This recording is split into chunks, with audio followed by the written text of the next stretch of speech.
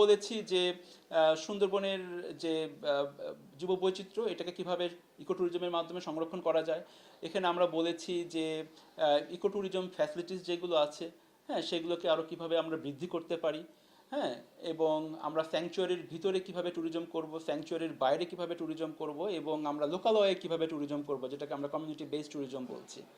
তারপরে কিভাবে এখানে আমরা বিভিন্ন স্থানীয় জনগণকে আমরা এই পর্যটনের সাথে কিভাবে সম্পৃক্ত করতে পারি এবং এর মাধ্যমে তাদের কিভাবে আর্থ সামাজিক অবস্থার উন্নয়ন ঘটাতে পারি, এই বিষয়গুলো এখানে বলা আছে।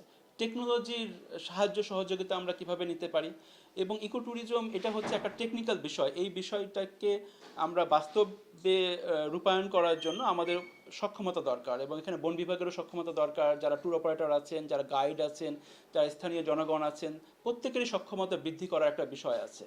তো মূলত এই বিষয়গুলোই হচ্ছে যে আমাদের 6টা স্ট্র্যাটেজিক অবজেক্টিভের আন্ডারে আমরা বলেছি আর কি।